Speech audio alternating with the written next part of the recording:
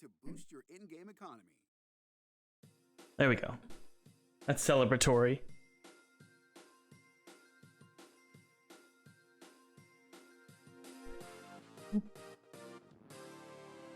Hey guys.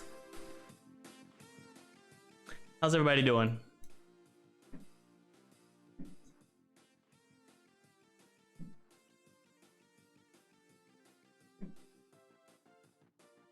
Sorry, getting stuff set up here.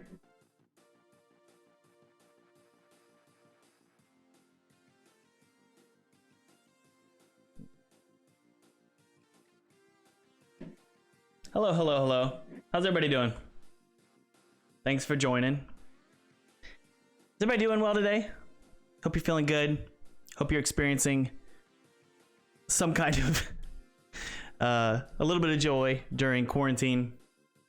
Today is an exciting day because, well, yesterday I launched the launch trailer for Neversong, which is coming out on May 20th.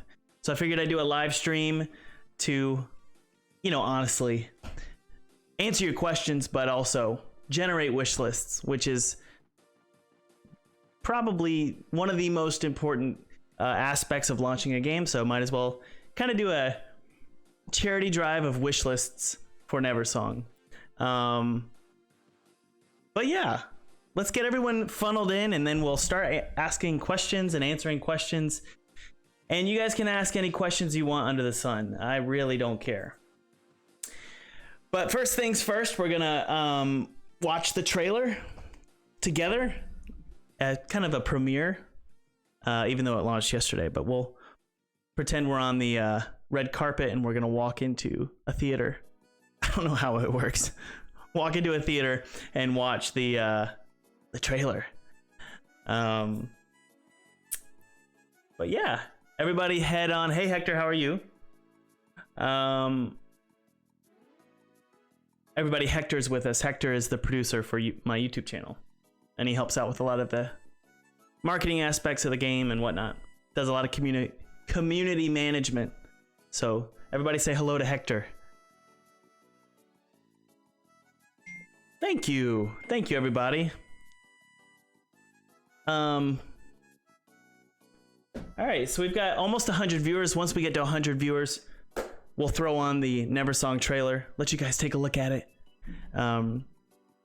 Hopefully hopefully you'll like it, and then we'll get started on the Q&A. For those of you who are curious, Q&A is favored to people who wishlist the game because I'm a jerk. So wishlist below, and then once you've wishlisted, head on back and we'll do a Q&A. Some of you are saying, Thomas, is this live stream just for wish lists? And I say, yes. Yes, it is. We need to get wish lists for the game.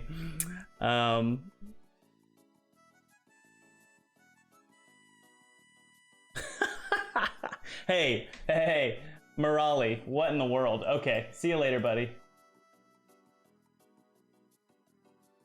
Remove. Morali gets hidden for good. Yay! And you're also going to be in a timeout, buddy. Bye-bye, Morali. Okay. You guys want to watch the trailer and then we'll get started on the Q&A? Let's do it. Let's turn off our wave race music. All right. Can I get a drum roll, please? Maybe some drum roll emojis for the Neversong trailer.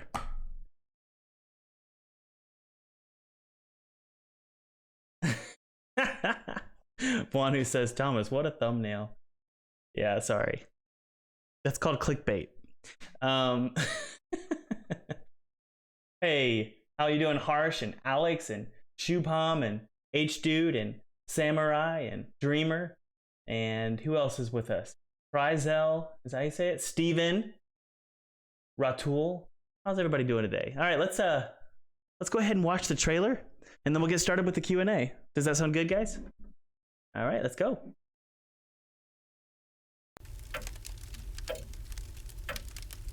Once upon a time, there was a boy. Wait, where's the sound? An orphan without a single Come toy. on.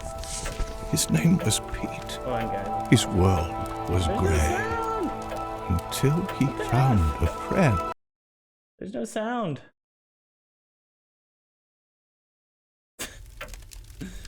Wait, hold on. Let me try and figure out why there's no sound. That kind of sucks, doesn't it? Properties. There's no effing sound. That makes me sad. You can hear it? You can hear it? Okay, okay. I didn't know. Okay, let's go. Once upon a time, there was a boy, an orphan without a single toy. His name was Pete. His world was grey until he found a friend one day.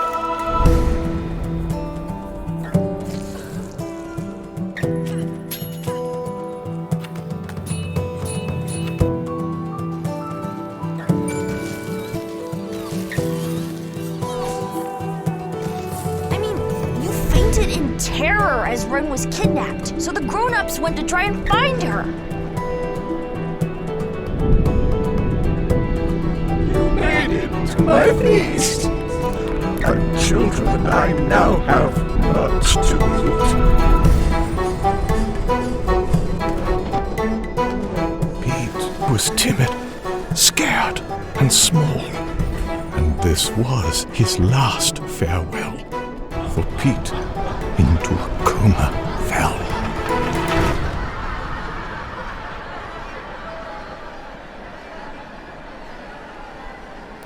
Don't be mad. I'm just a child.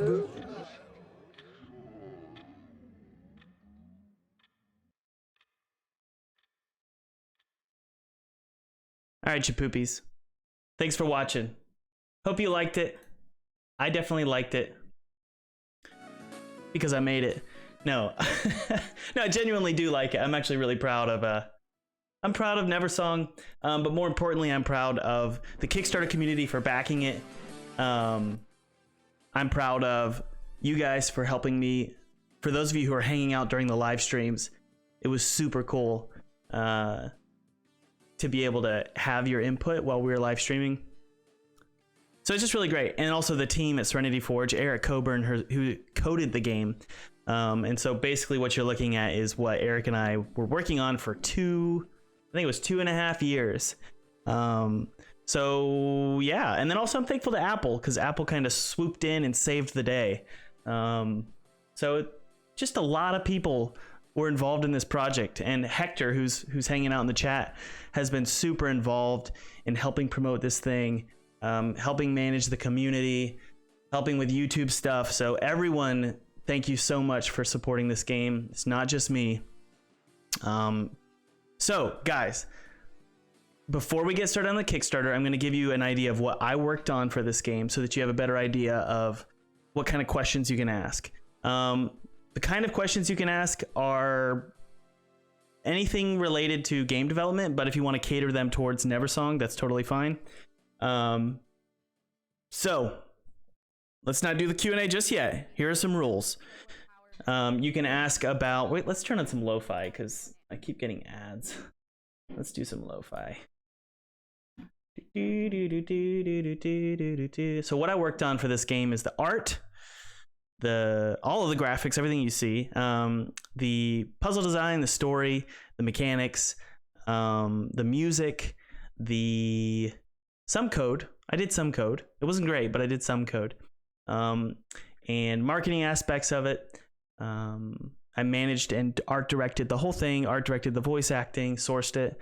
So pretty much everything I had a hand in. The code itself was mostly like 80%, 90% Eric Coburn, who is with Serenity Forge. But everything else I had a hand in, and primarily had a hand in. And so yeah, that's what I did. So let's go ahead and get started with the Q&A. Guys, before you ask a Q&A question, I would highly appreciate it if you wishlist the game in the description. Those who wishlist the game can ask questions. It's pretty straightforward, pretty much free to ask a question. So just go ahead and do that, and that would be awesome. All right, let's turn on some lo-fi and get started with the Q&A. Oh, nice. There we go. Okay. First question of the day. Or at least the first question that I can see. Anani. Let's actually pull these out here. There we go. Okay. Where do I get my assets from? Not a single asset was used in this game. Other than using Unity, there was no assets used in this game specifically. Everything is from scratch. In fact, Eric was adamant, he's a very principled coder, he was adamant that he wanted to do even the physics system from scratch. So everything that you see in this game when you play it, whether it's on your Xbox, your PS, wait, I can't say consoles. We're not launching on Xbox. I don't know that. Console, mobile, Steam, everything that you play is custom made. So no assets were used for this game.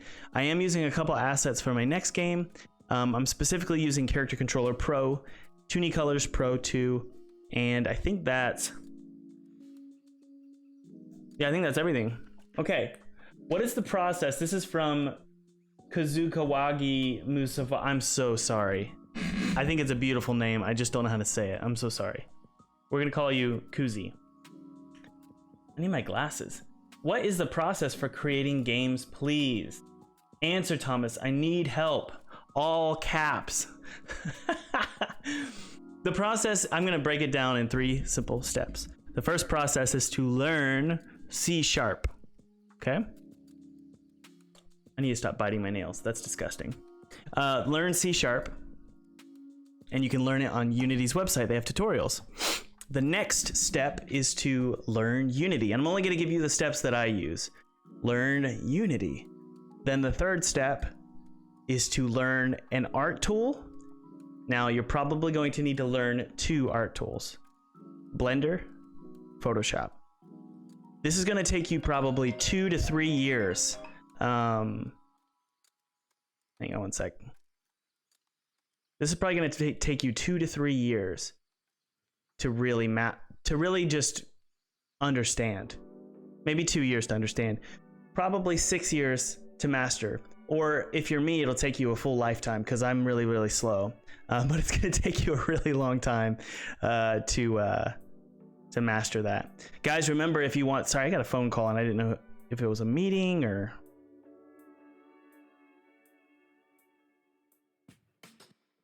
I'm good.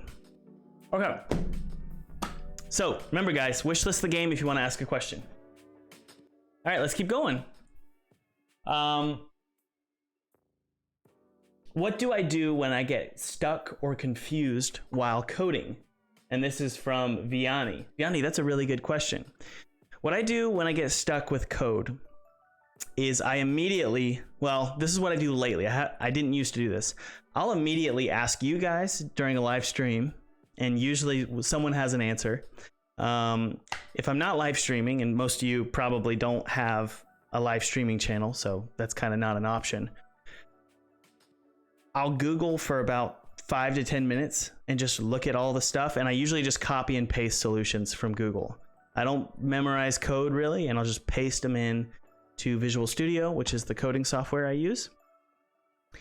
And if I spend more than 10 to 20 minutes trying to figure something out, I'll just post something on a forum, especially when I'm using an asset or something, because what's cool about asset packs that you download from Unity, especially like Character Controller Pro 2, I think is what it's called, or Toonie Colors, those different assets, if you just email the creator of those assets, it's so cool. They'll give you a solution like that. See, in the past, what you'd have to do is you'd have to hire out or contract out people to build this stuff. But instead, what you can do is just go on the asset store, spend $50 on an asset, and then you pretty much get free contract work from the creators of these assets because they want to help you out because you're buying their tool. How would you make a game? This is from Joshua.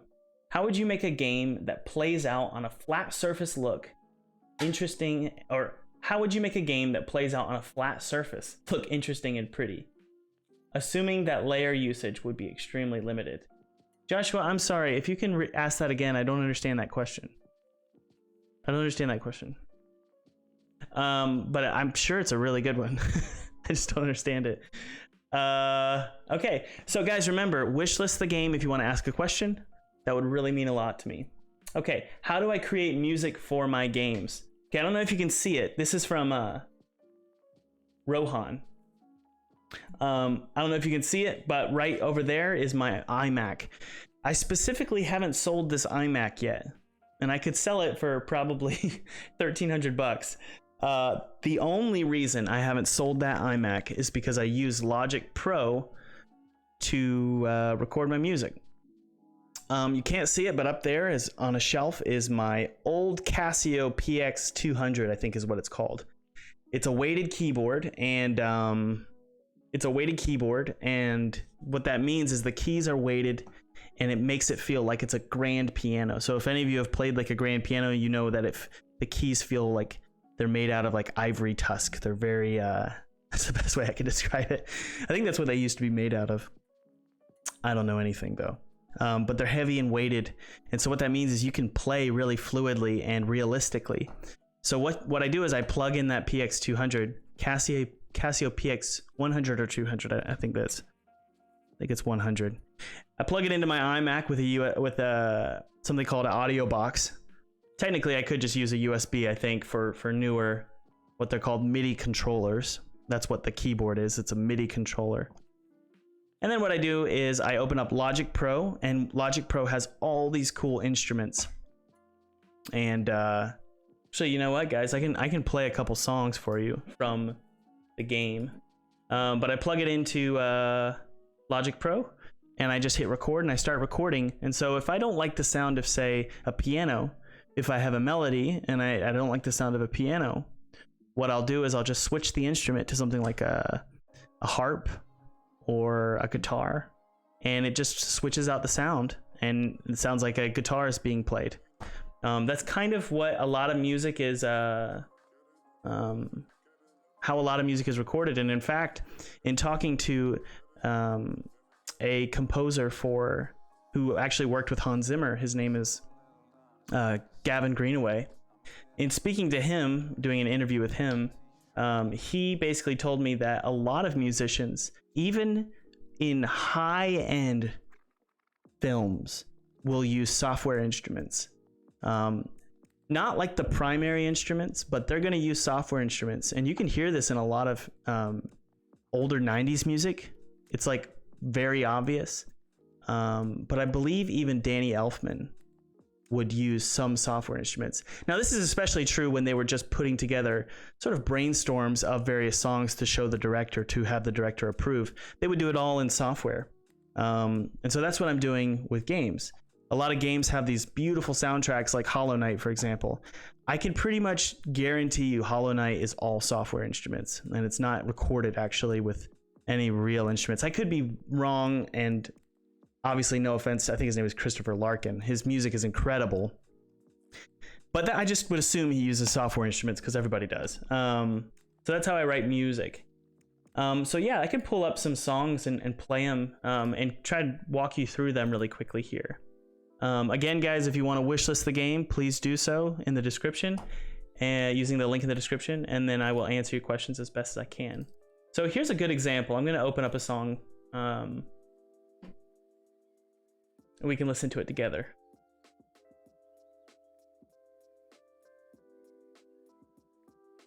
We can open up this one, I guess. I think this is the forest theme. All my songs have terrible naming conventions. But here we go. Let's open up this really quick and turn off our music really quick and hit play here.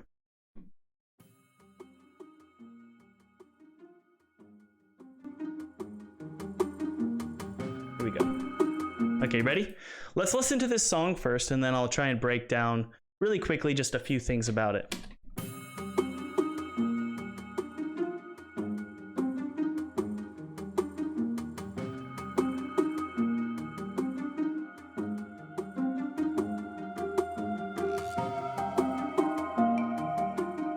So you hear that piano?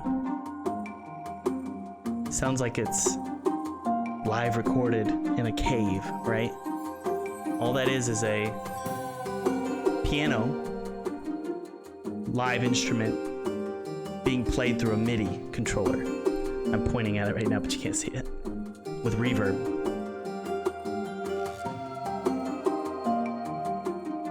And then there's a harpsichord. You can barely hear it.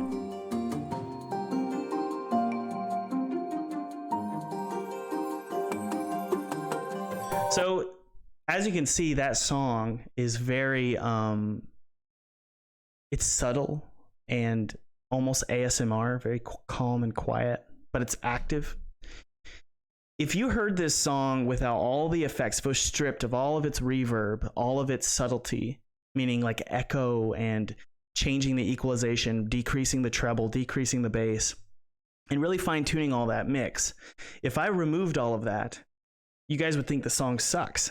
So what I've found is with my music specifically, what really makes, I think, it special and makes it, I think it's beautiful and I'm proud of it. I know that sounds cocky, but I do like my music. If I removed all the effects, it would sound like crap. And I think what makes my music special is knowing how to fine tune those effects. And I'm going to give you one more example and I'll jump into the next question. Let's see here. This theme song was the... yes, I like this one a lot, actually. No. Hold on, guys, hold on. What about this one? No. What about this one? No. Sorry. This one here. I think this is the...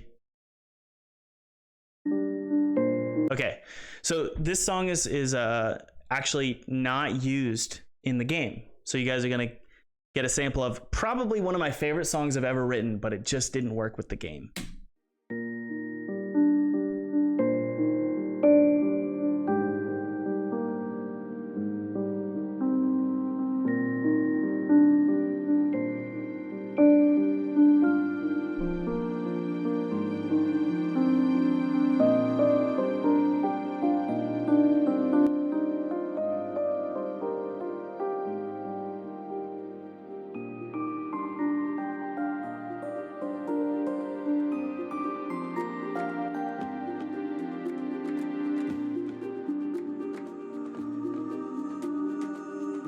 So that's my voice. You can barely hear it.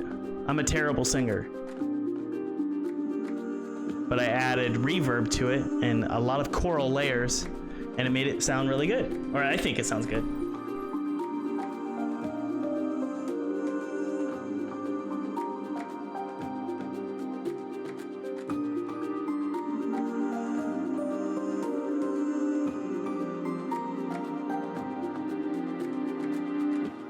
So that's, as you can see, this is all software instruments except for that one live vocal of me. That part is just reverb, tons of reverb, and it makes it sound like I'm actually good at singing. But that's kind of my process, guys. MIDI instruments with a lot of reverb and delay, and I love doing very subtle piano. So basically I can play as loud as I want on the piano or my MIDI controller. But in Logic, I'll crank down what's called the velocity of the notes. And it sounds like you're literally just tapping the piano with tiny little, I don't know, child fingers. All right, let's move on to the next question, guys. Remember, wish list below first before you ask a question. That would really mean a lot to me. Okay, this is from Dario. Congratulations, Dario. You got your question answered. Hello there. I'm a graphic designer working on a game called Light Warp. By the way, thank you, Kierios. That really means a lot. I can't answer your question just yet. I'm going to try and answer Dario's first. I'm a graphic designer working on a game called Light Warp, which is an atmospheric side-scroller puzzle game. As this is my first game, do you have any tips for beginners in this genre? Yes. Atmospheric games are great. Those are great because they're cheap. If you know how to make good atmosphere, you can do it cheaply, especially when you're using fog. Fog is your greatest asset. And also reverb when it comes to music and sound. The biggest tip I have for you when it comes to puzzle games is do your best to create one puzzle mechanic I found that for me, if I don't like a puzzle mechanic, I'll still put it in the game, and then I'll just create a whole separate puzzle mechanic, and then I'll create another separate puzzle mechanic. And you can see this in Pinstripe, my first game. Even though I think people liked the variety of it, what it did is it caused the scope of the game to explode, because you have 20 different puzzle mechanics that are all mediocre, as opposed to one really great puzzle mechanic. So that's my tip for you. All right, let's go to Kyrios. Guys, I am not favoring you. I don't paying for, like, or what do you call it, super chat. I'm not going to favor super chat, but I feel like I need to say that first before the rest of you feel like you're going to get favored. All I'm going to do is favor you if you wish list. But Kyrios, I'm going to answer your question. I got to ask, what can I expect as a freelance composer for indie games? Man, I'm going to be honest with you. I don't think it's a profitable industry to be in unless you really hit it big time. That's about all I'll say, because most indie game devs don't have money. So trying to write music for them, they're going to say, hey, you can do it for free and then I'll put you in the credits. Or, hey, I'll give you 1% of the rev share, and then the game makes $1,000 and you just made $10. So that's the right math. So I don't know. I don't know if that's a good idea. I would probably try and go into film or AAA as opposed to indie. Now, if if you are a developer, that's great, and then you could write your own music, and you can also make your game and then sell both. What I would do if you were an indie dev, though, I don't know if this is good advice, but just this is my gut, is to have a really strong relationship, not with developers, but with publishers.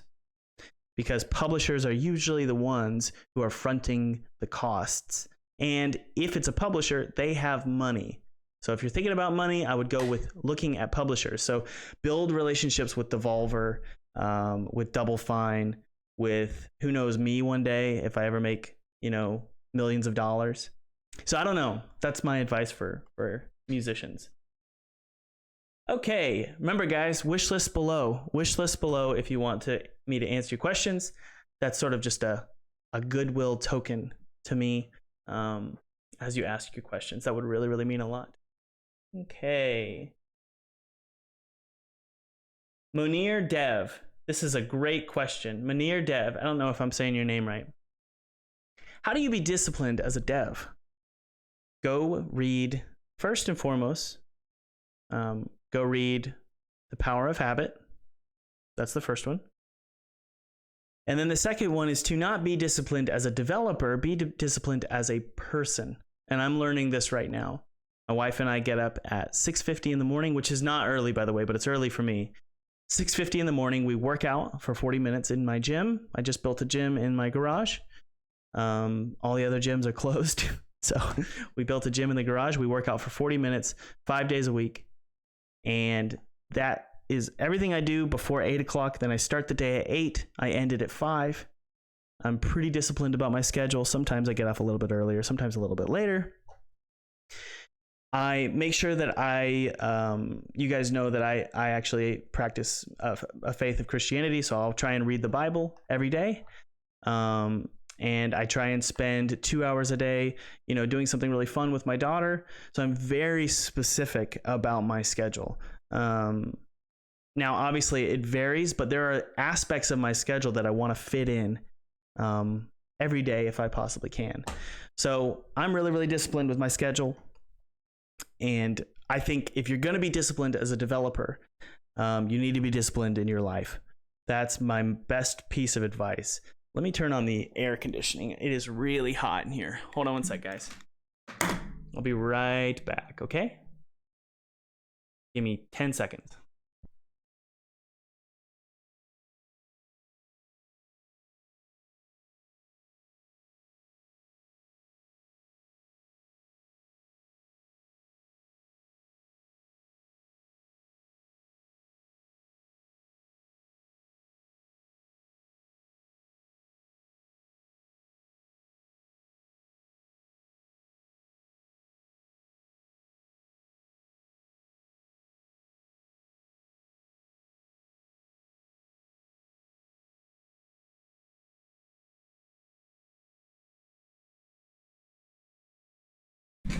Also, guys, it's important to remember, I was thinking about this when I was turning on the air. It's also important to remember that you really should be setting a deadline for yourself. This is what I'm learning, especially for myself. When it comes to discipline, you need to set a deadline for yourself for your game. Obviously, you're gonna push it 1,000 times. I'm the most guilty of all of you for doing that. But here's the most important deadline. You need to set a deadline for yourself of which game you're gonna pick to finish. Because how many of you have more than like 3 games that you're thinking of doing? And you have little folders on your computer that are game idea 1, game idea 2, game idea 3. You need to set a deadline to pick one. You're never going to be perfectly satisfied with whatever game idea you pick. It's just the way it is. It's unfortunate, but you're never going to be fully satisfied. You've got to pick one and commit to getting it done. Otherwise, you're gonna, I was about to use a word I'm not allowed to use on YouTube. Otherwise, you're going to screw around for decades and never finish anything. It's better to finish one game than finish 0 awesome games. Finish one bad game instead of 0 great games, okay? So you eventually need to schedule out what you're going to finish. Say, by July 1st, I will commit to this game and I will get it done. And I have to do that right now because I'm pretty much done trying to figure out my next game. I just have to choose it and do it.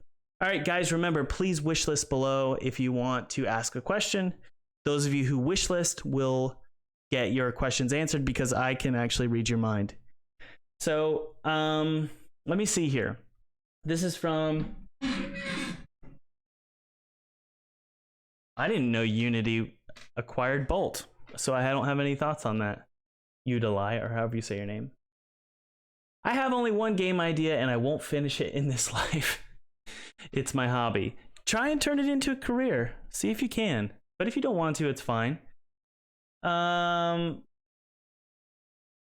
Okay, this is Wadagree. Wadagree says, I already wishlisted, all caps, wishlisted it ages ago. So no point clicking the link. And you spelled click with a K. So that's a very special kind of click. It's very clicky. But Wadagree says, but could you talk a little more in detail about the story of your next game? And do I plan on doing concept art for it? I don't know the story. It's something along the lines of a guy jumps off of a building because he's depressed or something. I can't use the word, but he jumps off of a building because I don't want to get demonetized. He jumps off of a building and goes through a portal and ends up skydiving through some kind of afterlife. I'm thinking it's actually the path to the bright light we always hear about. So it's a skydiving game about falling into death, which I'm really, really excited about. That's the general plot. Okay, next question. I saw one of your videos and it said if you donate... Oh, did it really? It said, yeah, that was an old thing I was doing. It says if you donate to Patreon, you can do coaching. I can't do coaching anymore. I don't have enough time. I'm so sorry. I'm sorry that the video said that. But that was an old video. So please forgive me. Christian DeJager, you said, I missed the super chat. Let's see here. I did? Christian, tell me what you said, buddy. How many wish lists do I have for Neversong now? Well, it says it in the window, 17,688, but it doesn't really update real time. So I'll update it tomorrow if I do a live stream. Okay. This is a great question. This is from Scriptline Studios. How did I make this isn't me saying this, so I appreciate your kind words. How did I make such a great trailer? I like to think it's pretty good. So there's a couple things about trailers that you guys need to keep in mind. I can't give you the specifics about why, like, I don't want to get too nitty gritty, but there's a couple things you guys need to keep in mind regarding making your game trailer. The first thing you want to do is start with a bang. Okay. And there's a couple ways to start with a bang. for me, if you actually watch that trailer, it doesn't really start with a bang, but it starts with something sticky and it starts with something interesting. So I don't know about you guys, but for me, I have this huge nostalgia and mysterious, almost religious experience when I see a gothic fantasy book open up and someone starts reading from it. That's really special to me. I think that happens in Edward Scissorhands. It happens in Beauty and the Beast. It happens in Tangled, I think. Pinocchio. There's a lot of different old Disney movies where there's an opening up of a book and it just draws you in. So you really need to draw the person in. Why? Because people have 0 seconds to waste in this life, right? At least nowadays. You want to catch their attention quick or they're going to flip past the YouTube video or the Instagram video or the Facebook post. They're going to flip past it faster than maybe 3 seconds. So you got 3 seconds to catch their attention. So make sure you catch their attention immediately. The second thing is be sure to throw up some kind of awards or credibility. An example of this is I put up my what they call award laurels for South by Southwest, or even if it's an article from Kotaku or PC Gamer, or even a small article, or even just game reviews from, let's say you have some beta testers and you say, hey, I'd really love if I could use your thoughts on this game in my trailer, something to give your game credibility. What was the last thing about your trailer that's super important? Oh man, I'm guilty of this. I care so much about how my games look and how they feel and how abstract and atmospheric they are. I forget that most players, they want to know what the game is about. Not necessarily what it's about, but some kind of hook about the story or what it is. So be sure that you tell them something. I didn't do this for Pinstripe. The first trailer for Pinstripe, I just assumed people would understand that the game's about hell when there's nothing in the game that even looks remotely like hell because the game is in a snowy wonderland. So I made the mistake of thinking, people are going to understand it. So with Coma, I think, you know what? I could be guilty of this. I don't even know if I say it in the Neversong trailer, what it's about. Yeah, I'm probably guilty of it. I'm guilty of it. You need to say something about what it's about. Maybe I'll do it for my next trailer. James Henderson says, Thomas, would you ever consider... Remember, guys, wish list below if you want to get your questions answered. James, you did wish list, didn't you? I'm reading it in your mind. Thank you for doing that. James says, would you ever consider working with another developer and make a game together? I already have. So Neversong was created by a huge team of people. I'm the art director, I'm the illustrator, I'm the musician, but I'm the puzzle designer, I'm the game mechanics designer and all that good stuff. But Eric Coburn was the developer and he developed the code base of the game. Serenity Forge is handling the publishing. I'm doing some publishing in the sense that I'm marketing the game, like right now. But I also do a lot of the marketing assets, the trailers, that kind of thing. And then, guys, we had Apple come in and fund a ton of aspects of the game as well. So there's a huge team of people that have been involved in the creation of this game. I'm just at the sort of the tip of the spear, but there is a ton of people involved. And I highly recommend you eventually do that. It's very cool to make a game solo, but it can pretty much give you a ton of gray hair. I don't have gray hair yet. I had a dream I had gray hair, but I don't have gray hair yet, but that's a metaphor, right? You can get really stressed out as a solo game dev. So I recommend you guys find some help and don't be too cocky. There's no reason to be cocky. Why would you be? Why would I be? There's no way that I know everything. I've been reading Proverbs lately, and it over and over and over in Proverbs, it tells you to take advice from people. If you don't take advice, you're going to be a fool and you're going to not really know what to do, because why would you? Why would you be a pro by default? So take advice and team up with people. Get some help. It doesn't mean that you can't be the tip of the spear and make it a game with your vision. So take advice. Okay. Let's see here. Thomas Brush. How did Apple come in and why exactly? Let's see what I can disclose. There's just a couple things. I think that when you work with big companies, you have to sign an NDA. So there's certain things I can't say. Nothing big or anything. It's just I got to be careful. I think Serenity Forge, my publisher, engaged in a conversation with them about the game, and they wanted to partner with us because they liked the game. As you know, Apple Arcade is pushing a lot of projects, and this was probably a month before we were supposed to launch in October, and we weren't super thrilled with the game. We kind of liked the game, but we needed to get it done because we were running out of money. Actually, we had ran out of money in the sense that we blew our budget. It's not like my bank account was zero, and it's not like Serenity Forge's bank account was zero. But with every game, you have a budget, and then if you blow the budget, the team or the project manager is going to be like, what the heck? Why are you guys blowing the budget? You need to get this done.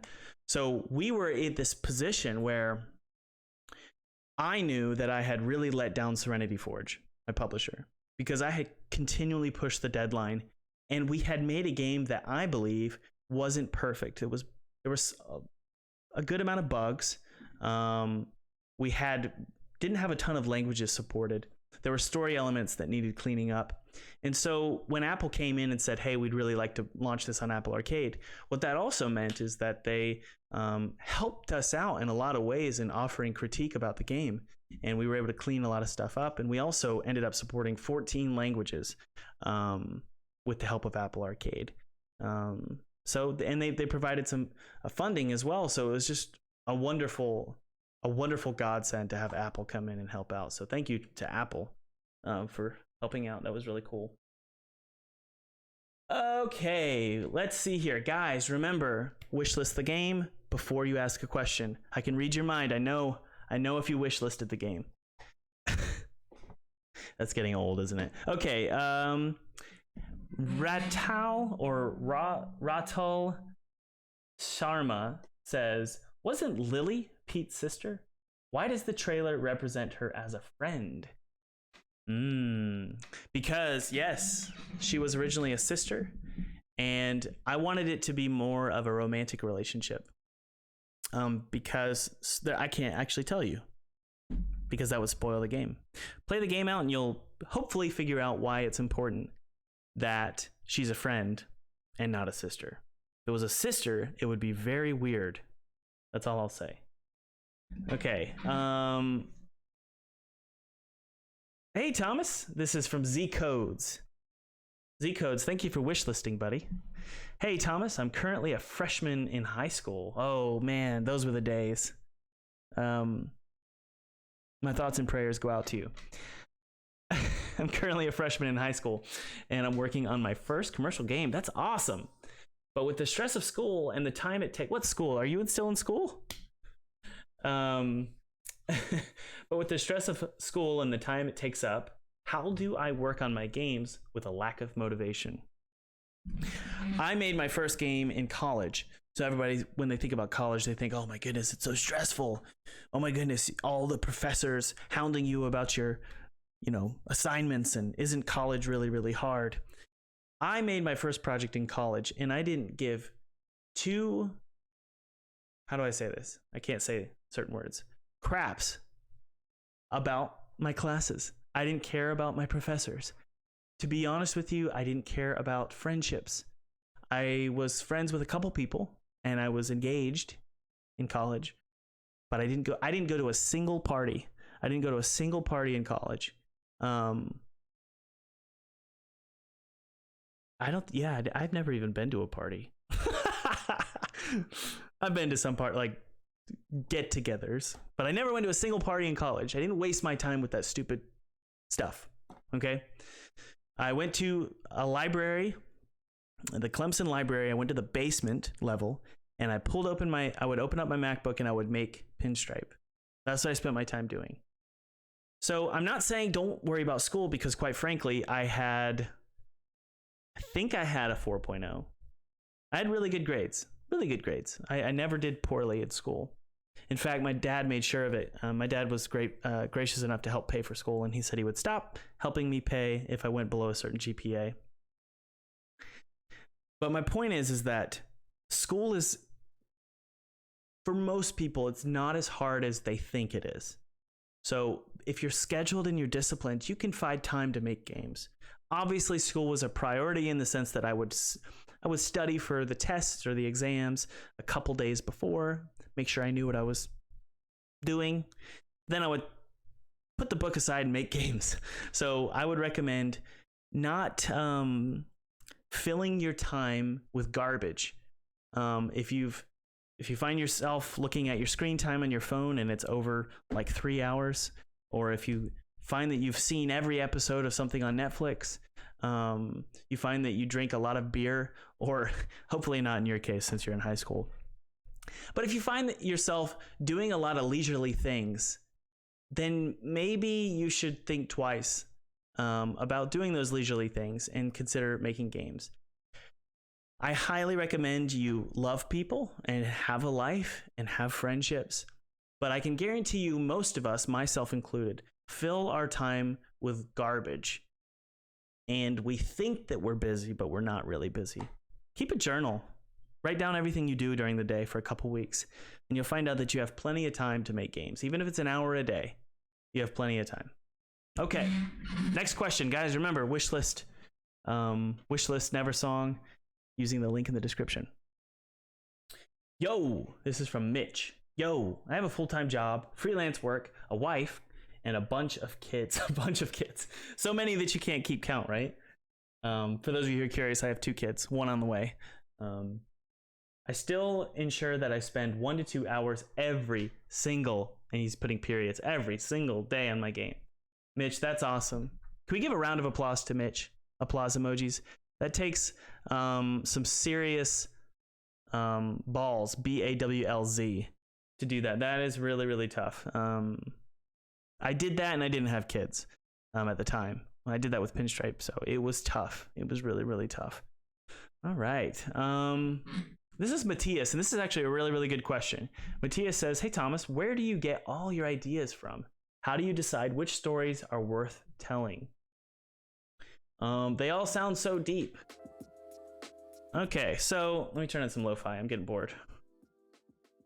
Okay, so listen. I have not been through anything serious in my life. Nothing really. I'm a very privileged individual. I had a great family. I've never really been through anything that challenging. I'm just going to be upfront with you and honest. So I don't have some kind of dark secret that helps me come up with what some would say pretentiously dark games. I don't know what it is. I think that for me, what one of the things, this is probably going to sound really annoying, but I think about death probably every hour. I think about death, and I think about dying. It's actually really important to me to focus on death because, and just in the way that I live my life, because I think that I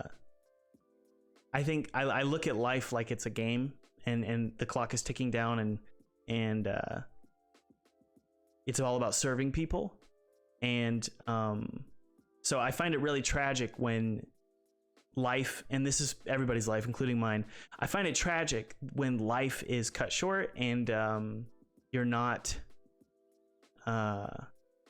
everything in you tells you that this world is infinite, and everything in this world it makes you feel like you're infinite. At least that's how I feel. I feel like an infinite thing, but it's so tragic that the physical realm, the physical world, is temporary. And it's tragic to see all of your hard work collapse. Like every game that I make, every project that I make, who knows what I'm going to make in the future, it's all going to collapse into dust. And some of you say, no, that's not true, Thomas. Your games will live on. People will play your games. Yeah, for maybe 20 more years, and then it's going to collapse. And then I, along with my games, will have a grave, right? That's the way that I live my life. That's the way that I think. Everyone I know will end up in a grave. Everyone I know and my children's children will end up in a grave one day. So my whole point is that's how I think. That's my paradigm. That's how I live my life. And it definitely influences my work. I don't know why I think that way. It's probably the way I was raised. And I don't mind being raised that way because I think it's very important for us to remember that everything is temporary. I believe in a spiritual eternity, but the physical realm, the things that you can touch with your hands, that seem stable, all like this table feels stable. It's not really stable, is it though? First off, it's made out of quarks and molecules and things that aren't actually real. It's like if I could zoom into this table in Unity, it would be just as empty as if I zoomed into a mesh in Unity. Everything is temporary, but the spirit is not. So finding value in the spiritual, finding value in love and friendships, and believing that those things live on forever is really important to me, and that highly influences my work. Obviously, this is all religious sensibilities. So religion and a spiritual life is how I was raised. It's what I believe. It's how I live my life. And so, it definitely influences my work. Okay, let's get out from the deep end. Jump back into game dev. By the way, guys, please remember, wishlist the game if you want to ask a question. All right, let's see here. Thank you for wishlisting, Cody. I'm working on a commercial game. This is from Cody. I like your thumbnail or your avatar. I'm working on a commercial game, but I'm terrible at making music. I'm forced to learn making music or hire a composer. Hire a composer. You can find a lot of great music out there that's inexpensive. You just gotta dig around. And there's a lot of people out there who'd be willing to partner with you on your game for a rev share. Don't give them more than like 1% though. I recommend paying them, but if you don't have money, say, hey, I'll give you 1% of my game. Hello, Existential Dread. That's right, Subasa. Is that your name, Subasa? Say your name, Subasa. Donald Cook, Thomas. How far along in development do I start before advertising my game? My game is a fresh idea, however, it's very simple. I feel a big development team could beat me to the release of my game. Oh, meaning steal your idea? I don't think it's worth. I don't think it's worth hiding your game.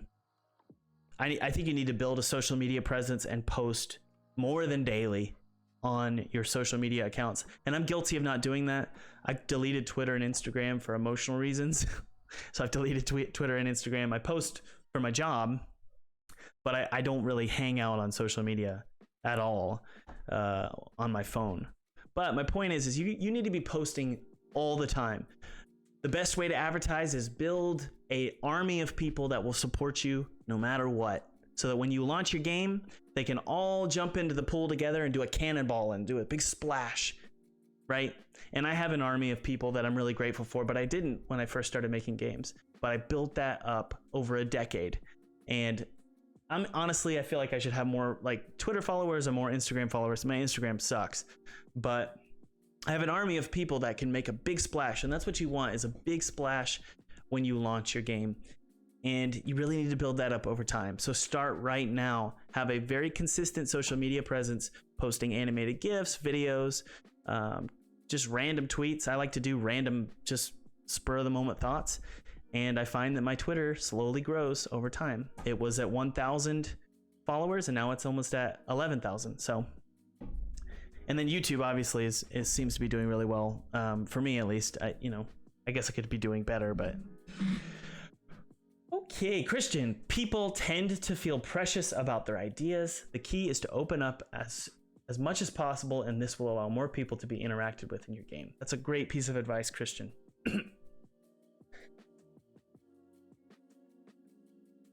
Okay, let's see here. I have a question. No, hold on. Okay, Arturo Verissimo. I wishlisted Thomas Brush. How many times have you restarted or recreated Pinstripe or Neversong? Because I find myself constantly recreating the bigger projects. So it gets less and less over time. So Pinstripe, I remember I was on year 4 of development. And I submitted my game to, I think it was PAX in Boston, and I had a demo ready to play. A third of that game was done, and then if you crossed over to the next level, 2/3 of the game was pink. Everything was pink and broken because I had reset a lot of the graphics. I had restarted a lot of the graphics. So basically 2/3 of that game wasn't even done and was pink and broken. So my point is that on year 4, or maybe it was 3, year 3 of creating Pinstripe, I was recreating it. It's always sort of a metamorphosis of changing constantly. But I find that that's very expensive, and not all of us have 3 years to do that kind of stuff. And it's honestly a pretty wasteful way to make games. But I'm just being honest with you, that's what I do. Coma, I think I had 2 iterations, and then we knew what it was, we knew how it was going to look, and we just went for it. Sorry, it's not Coma, it's Neversong. I keep changing the name. Neversong had a ton of iterations, or 2 iterations, didn't have as many as Pinstripe. Now that I've finally solidified the concept for my next game, I'm sure it'll go through 1 or 2 iterations. 3D is a totally different story, though. I find that you change your iterations less and less and less, only if you're making a similar style that you've sort of solidified. But now that I'm in 3D, I find myself changing things all the time because 3D is brand new to me. Hope that makes sense. Okay, guys, remember to wish list Neversong. What are you doing? Go wish list it. That's what this video is for. I'm answering your questions. I'm exhausted. I'm hungry. I don't want to be here. Wish list my I'm just kidding. But wish list my game, and then I will answer your question. Okay, I need to be wearing my glasses right now. Thomas Brush, what programs do you use to make the skyboxes in your current project? I guess I could try and open up the skybox. Let's see here. Let me show you the skybox in my new game, which I believe is called Silverline. Silverline is my next game. I can open up the skybox for you.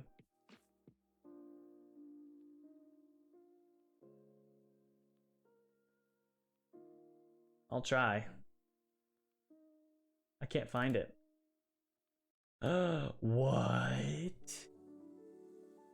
Yeah, I can't find it. I'm so sorry, guys.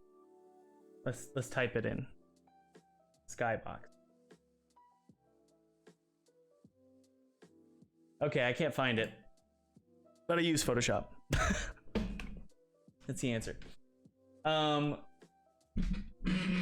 Okay, Skeller, you wishlisted Neversong. Thank you. You have a question, Skeller?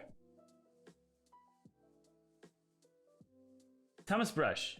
This is from from Z-Codes.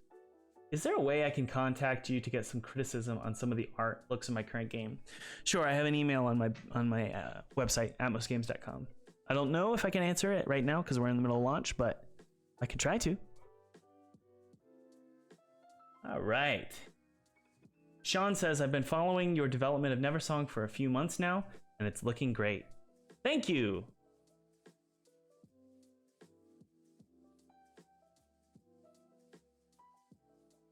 Moises says, Thomas, do you think The Lost Land is a great name for a survival game?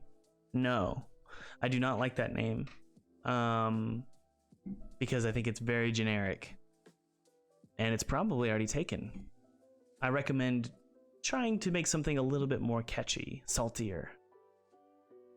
That's my opinion. I'm not being mean, I'm being loving because I want you to do well. So that's my honest opinion. Thank you for asking.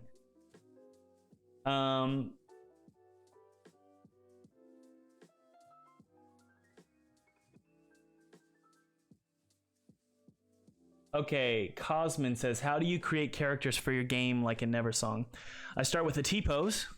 T-pose, right? I'm in T-pose right now. And I do an illustration in Photoshop. I get it looking amazing and perfect. And then I actually don't have everything layered. Not really. And then I cut them up using the line selection tool.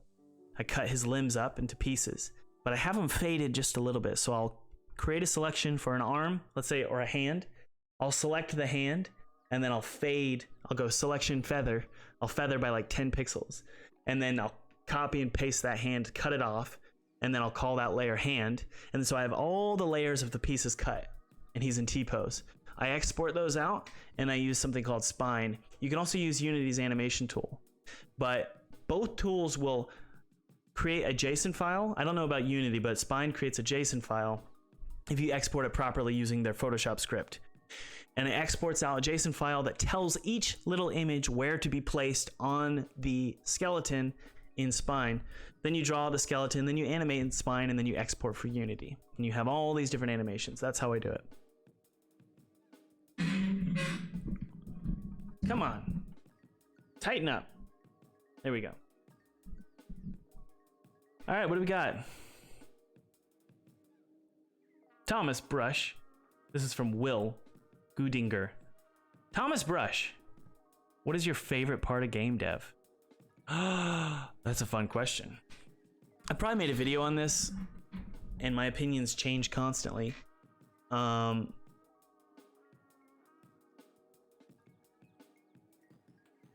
Man, this is not going to surprise some of you, and it's definitely very egotistical of me, but I really like showing off when I'm making games. So I love live streaming game dev. Actually, live streaming has kept me in the biz. Because I thought about quitting. But it's just really fun to just make games and show off. Like, show you guys what I can do. It's kind of like street performance in a way, right? It's really fun. I really like that aspect right now. I also like writing music. So let's open up Unity again, and I want to show you guys really quickly here. All of these are sort of like paintings, right? So I think I live streamed some of this stuff. So I really enjoyed live streaming various aspects of this game's creation. So as you can see, it's pretty cool, right? Like, you've got all the illustrations laid out in the screen boxes. You've got the triple-breasted bird right there, which she's actually a spine file. So if I click on her, there she goes. You can actually see her bones. She even has bones in her breasts. Amazing. This is also a spine file as well. That's actually a glow. There we go. That's a spine file as well. But this is the funnest part, right? This is going to be really cool. You guys ready? Let's press Control Z. I don't want to save this and have that glow removed.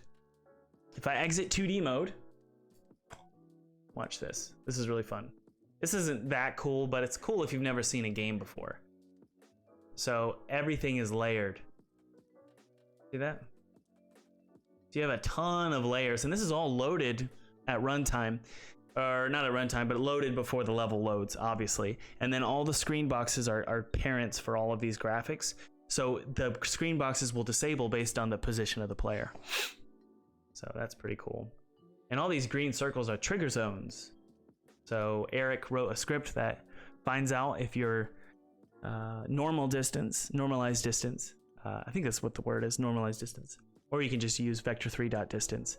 And it finds the distance from the actual trigger zone. If it enters that zone, then it will do a trigger. So that's what all these circles are. Pretty cool. Pretty cool. All right, let's answer another question. Oh, and by the way, the camera it's not a perspective camera, it's an orthographic camera. An orthographic camera means that it's going to look like this. So look, let's pretend I'm the camera. When I move, there's no parallaxing, meaning everything moves at the same speed. That's not the way the real world works. So because we're using an orthographic camera, we had to program the perspective. So things have a script that tests where it is in the z-axis. If it's far in the distance, this stuff actually will shift with code to make it look like there's a parallax happening. And that is the genius of Eric Coburn, who coded the game. All right, let's answer some more questions. But that's me showing off. Showing off is fun. That's my favorite part of game dev. I love showing off. And it's not like a cocky showing off. Believe me, I have plenty of insecurity. Believe me, I know that this game isn't perfect. Believe me, I know that there are a million games better than this game. But I love showing people, maybe it's a better word is teaching, I love teaching and showing people how to make games with me in the spotlight. I'm just being honest. I know that that comes across really egotistical, but I'm just being honest. Okay, Christian says, Thomas, would you be willing to do an entire video around behind the scenes stuff like this? Yes, I've actually been told by Brackies, that YouTube channel. We had dinner together actually in San Francisco, and they told me that should be something I focus on for my channel, just breaking down various aspects, and so I'll probably end up doing that.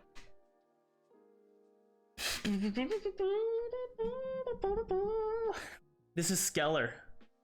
Thomas Brush, I suck at art. Every time I try to create graphics, I can't get it to look good. I know how it feels, I really do. So I end up redrawing everything over and over and over again without any results. Can you give me some pieces of advice? It could be there are 2 reasons why you keep doing this to yourself. You're in a nightmare.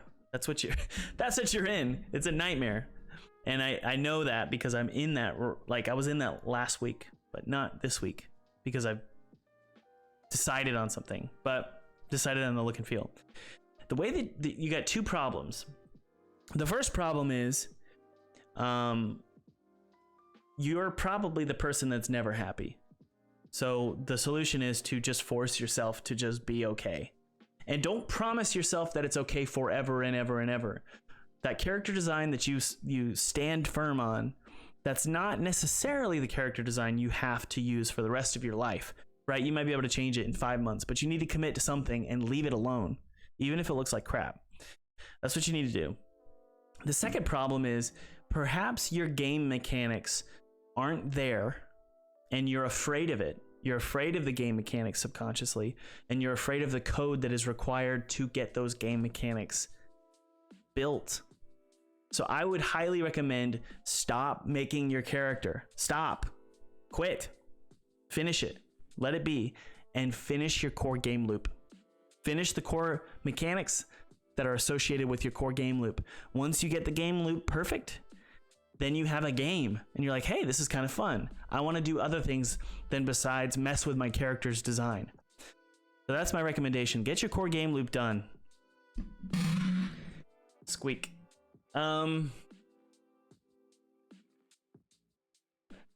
Thomas Brush. This is, guys, remember, don't be cheating.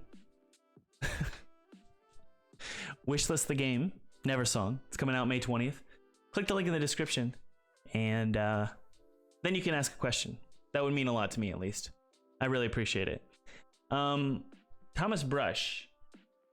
This is from No Rules. No Rules with a Z. A lot of people use your style because it's really good. Do you feel nervous that people do it, or do you feel good about it? Most of the time, I actually feel pretty crappy, to be honest. And I'm not going to sit here and pretend that my style is somehow mine. Nobody's style is really theirs. My style comes from a lot of different, probably from the Flash era. There was a guy named Adam Phillips that I really liked. I really liked Adam Firth. I think Adam Firth, didn't he do, no, that was David Firth. David Firth, Salad Fingers. Adam Phillips did what is it called? What did Adam Phillips do?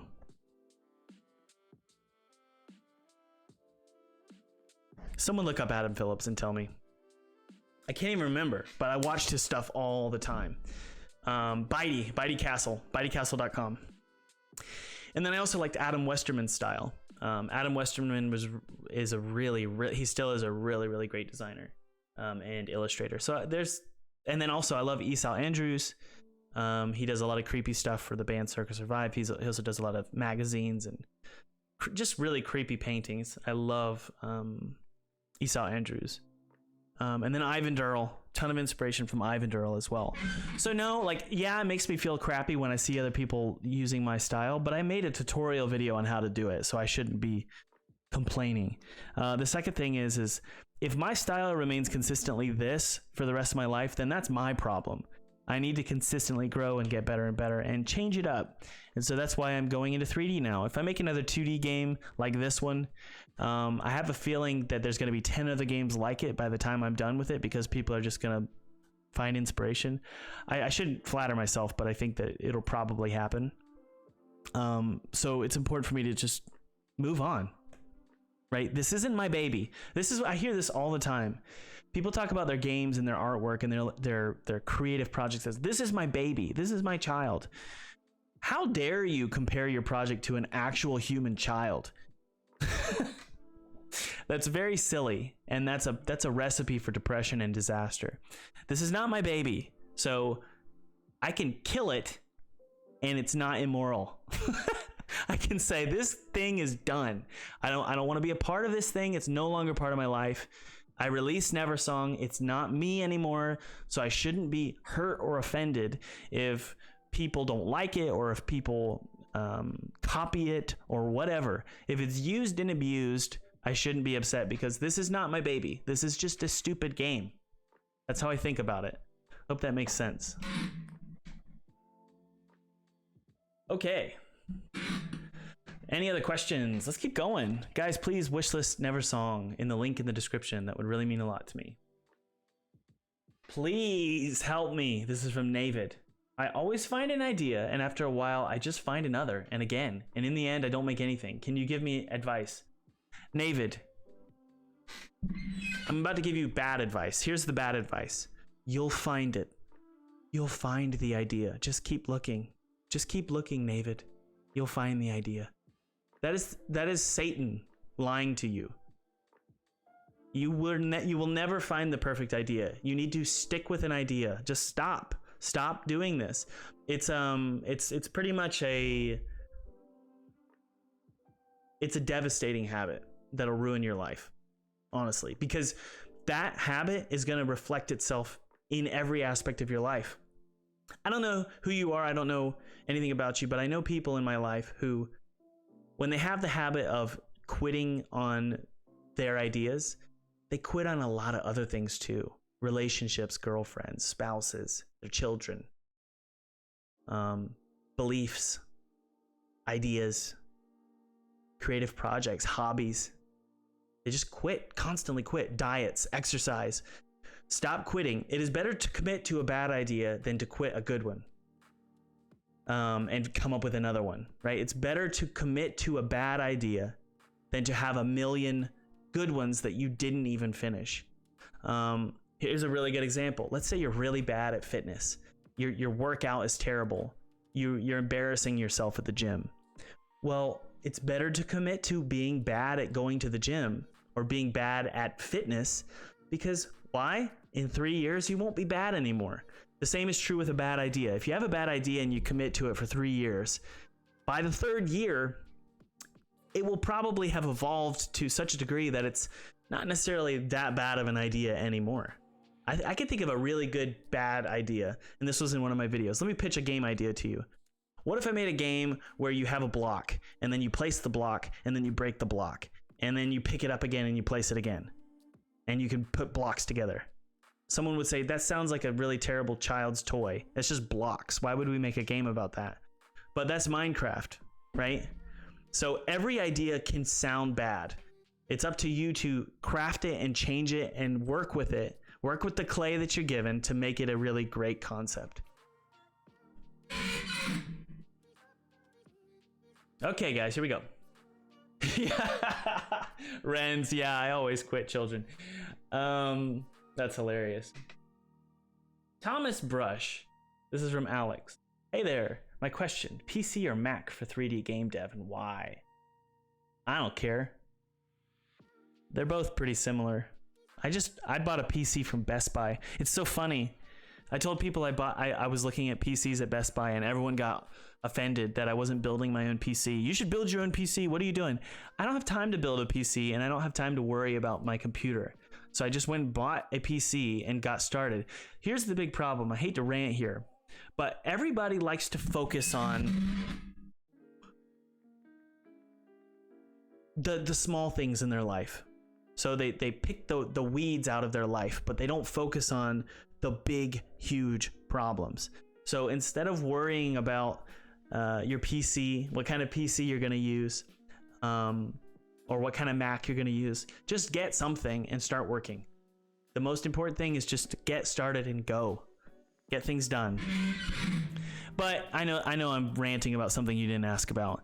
I think Mac is fine. I used Mac for years. I moved to PC because I found that 3D software and Unity tend to, when they do releases and their documentation, it's all sort of catered towards PC users, because PC users are the majority, especially in gamers. Gamers are like 95% PC users, at least when it comes to the Steam market. All right. Why? Hey, Tamlo, can you? I don't know why you posted 4 posts. Whoa, okay. Alrighty. Hold on one sec, guys. Tamlo, I'm gonna put you in a timeout, buddy. That's a little bit much. Okay, are you willing to hire a coder for your next game? Yes. So the goal is, and this is an interesting goal, guys, make a prototype with really bad code, but just get it done. Make a prototype that you really love, sell it to a publisher, or get it kickstarted so that you can raise some funds to actually hire some people. So yeah, that's the plan for me. Okay. When do I use frame animation versus... I don't really ever use frame animation. I can't see why that would ever be a good idea unless you wanted it to be visibly obvious that you were using frame animation. So a game like Hollow Knight or Cuphead are going to be using frame-by-frame animation because they want it to look like it's a flip book or illustrated or an old animation, right? My tummy is growling. Guys, remember to wishlist. Come on, wishlist the game. Oh, thank you, Fod. Is that how you say your name, Fod? Thomas, congratulations on your new game. I have a question. I want to start game dev career, but I've got 0 mathematics knowledge. Do you think I can still do it? Probably not, Fod. You need to learn some math. You need to enjoy learning math. So the class that I used most in, I'm just being honest with you, by the way, I'm not being mean. I'm trying to help you out here. So if you want to get into game dev and you don't understand math, it's probably not going to be a good idea. But the class that I used the most from high school, at least that I remember, was trig and calculus. Trig, calculus, trig, calculus, trig, calculus, trig, calculus, trig, calculus, trig, calculus. Remember those, learn those. Because calculus deals with acceleration and velocity. All that good stuff. I always have to choose if I go for good grades in high school or making games. The best choice is good grades. You should you should get good grades.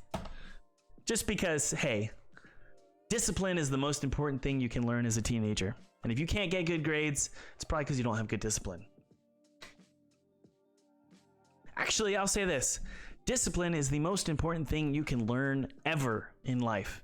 The most uneducated, least skilled in, let's say, mathematics, least skilled in graphics, least skilled in music, least skilled in art direction, least skilled in anything.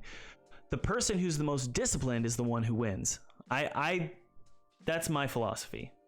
Because I like to think that I'm not very smart. My wife will tell you that. And I'm just very resilient. I have fortitude. I power through. And you guys need to do that. Stop being a wimp. Grow a thicker skin. Power through. Take a bad idea and make it good. All right. Take very low skills. Take a low IQ. Make it good with resilience and fortitude. Okie dokie. I've shut my interior perfectionist off and started my game channel. You helped me a lot. I will play Neversong. Thank you, Pedro. That means a lot. Guys, remember to wishlist. Please, wishlist, wishlist, wishlist. I don't know how many times I have to say it. Oh, this song creeps me out. We're gonna skip this one. Okay.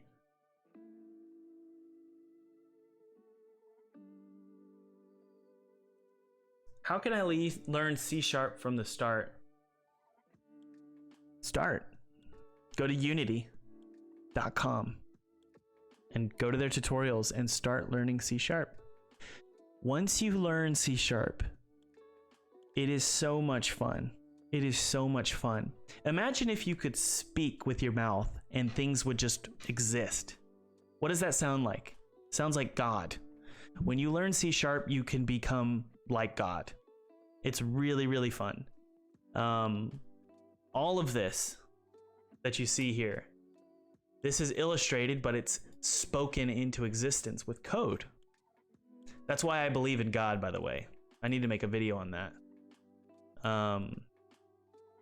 I could probably make a compelling argument for an atheist to be a deist based on what I've learned from C#.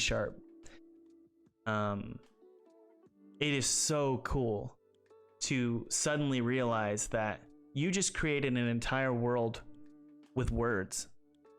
It's really, really cool. And it's funny because John 1:1 says, in the beginning was the Word. Capital W, Word. In the sense, it's a architect, it's a creator. It's someone who's typing C# code into existence. So start thinking about your life like that. Think, am I in a C# world? Did someone speak me into existence? And if so, why? And does he care? That's my thought process. So that's why I love I'm sorry. But I love C# for that reason. It's just really, really cool. Yeah, God is a game dev. Absolutely he is. I truly believe it. Meaning you're not, right? You're not. So in the sense that you're not the game dev that he is. So to try and understand what the game dev is thinking is BS.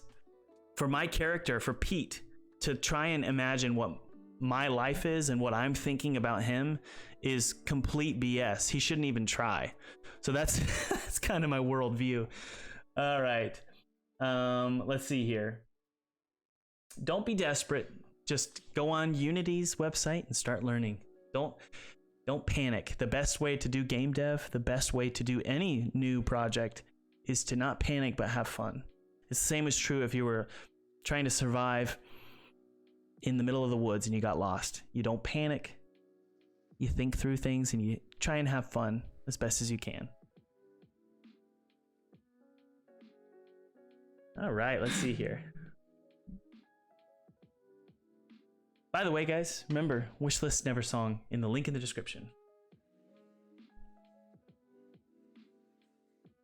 Bryson says, that would be awesome to see a video on God. See, I don't understand why God is such an offensive subject. It's so bizarre to me. If he doesn't exist, why is it offensive? I guess I understand that people can be really belligerent when they believe in God. But I love talking about the concept of God because that's what game dev is. You're being a God. So to think there is no God above me, no creator, is weird because I'm a creator. If I'm a creator, why can't there be other creators outside this dimension? Because this is a dimension. I'm a dimension. So surely there's a dimension up there. I don't know. It's just a thought. All right. This is a great question. Let's move on to questions. Thomas, stop preaching. Should I make my dream game as my first big project? No, you should not. Right away, I can tell you, no. I really want to make this game, but I'm worried that it won't be as good as I want because I haven't done any other big projects. You need to release small games on itch.io. Okay? You need to release games, small games, junky games, terrible games, games that are going to get a terrible review. Release those on itch.io first.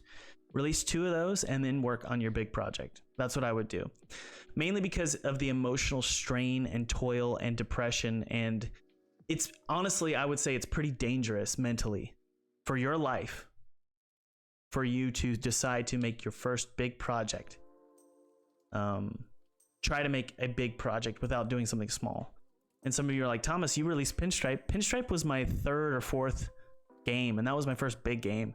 I made a game called Pan's Apples, which was a game about Peter Pan collecting apples. I made that when I was like 17. I made Coma when I was 18. That was a 15-minute long Flash game. And then I made a game called Flash Geometry Wars, which was a ripoff of Geometry, like a straight ripoff of Geometry Wars. And I think I released that first, actually. I think I was 16. Let's see here.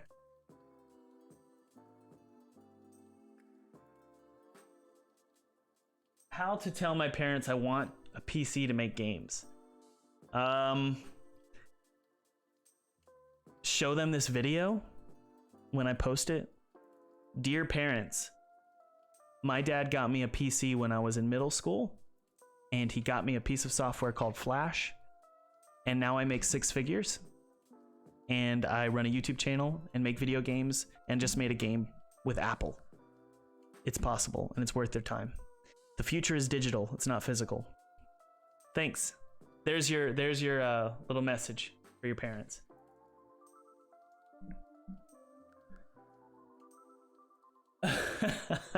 Ren says print parentheses. Is indie game developer a job you recommend? Because I heard that most of them don't make a lot of money. That is correct. Most of them do not make a lot of money. However, you don't have to be an indie game developer. You can do a lot of things. You can be a 3D modeler for a company. You can work for a variety of companies, especially nowadays, work remote for a lot of different companies and make games. The games industry is massive. Indie game developers, the reason why the indie game developers don't make a lot of money is that they don't understand how to market their game, and they also think that they can do everything. It's more of a business administration, entrepreneurship, and marketing job than it is coming up with cool game ideas. Everyone thinks, well, I can be Notch. Well, Notch got really, let's say he was a genius. Let's not say lucky. Notch is a genius. Edmund McMillan is a genius. Phil Fish is a genius. Jonathan Blow is a genius. Most of us aren't geniuses, so don't pretend that you're a genius and think you're going to make $1 million. You need to learn entrepreneurship, learn how to ask for advice. Don't be a fool. And I say that because I'm reading Proverbs right now. Don't be a fool. Fools don't ask for advice. They don't take advice because they're so proud that they won't even take advice. Be willing to do all the things outside of your little bubble of what you think a game developer is. I want to make games. I want to make a cool, fun game. Well, you really need to learn how to be an entrepreneur, a business owner, a team manager. You need to be resilient, have fortitude, and be willing to partner with other teams to make that project a reality. This project is the project I'm most proud of. This is Neversong. Please wish list below. This game was made by a variety of teams. It started with me. It moved on to Serenity Forge, and then it moved on to Apple, right? It kept spreading almost like a wildfire. If you try and contain your little fire to your own little office, you're probably not going to have a great game. You're probably not going to make a lot of money. You need to be willing to let the wildfire spread, meaning pitch it to a lot of people and partner up with a lot of different companies. All right. Hector says dope. Thank you, Hector. I don't want a boss though, says Renz. Do you think being a contractor means you have a boss? There's different levels of not having a boss. So if you do contract work, if you're a 3D designer or you're a musician or a composer, you have clients, but you don't have a boss. Well, Thomas, you don't have a boss. Yes, I do. I have Apple as a boss. I have Serenity Forge as a boss. I have you guys as a boss. I have Kickstarter backers as a boss. I have patrons as a boss. Hector is sometimes my boss. And in fact, I hired an intern. My very first intern, I was very surprised by how much he felt like a boss as opposed to my previous boss when I worked in marketing. It's because suddenly you care a lot more about what the people you're working with think than who you're working for. I found that's true for me. I feel guilty about everything all the time when I have interns or employees or when I'm working with Apple or when I'm working with Serenity Forge. I feel guilty all the time, like I could be doing more.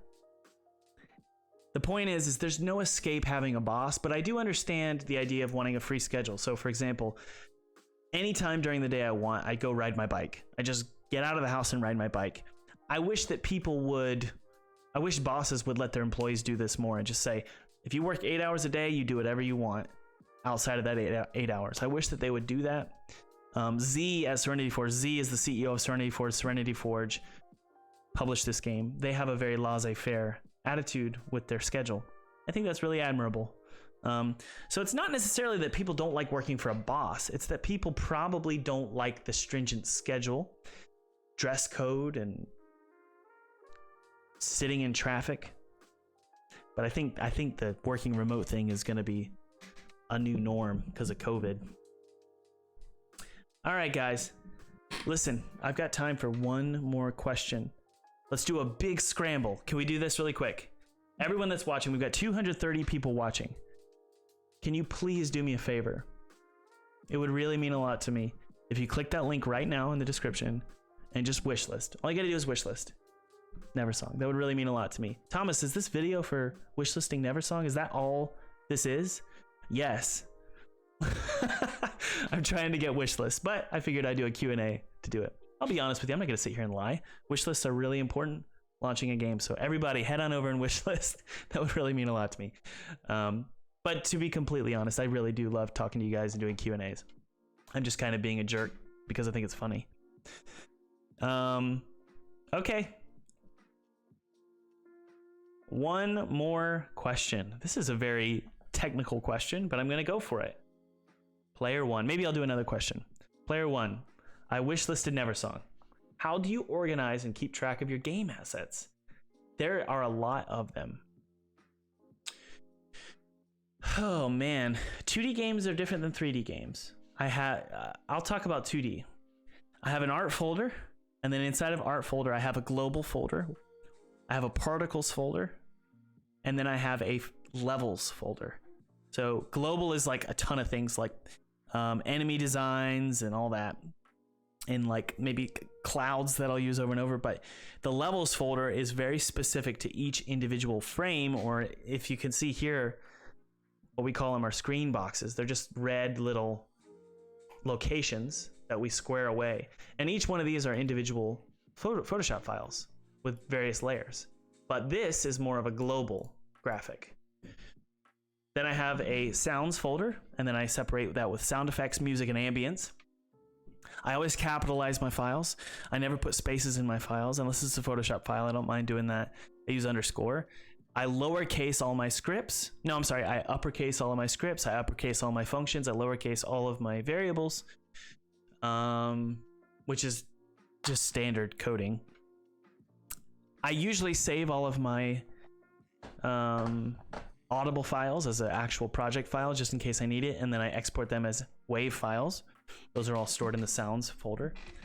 My scripts are all stored in a scripts folder. I don't really separate out my scripts. I used to separate them out based on their functionality, but now they're all in one big folder.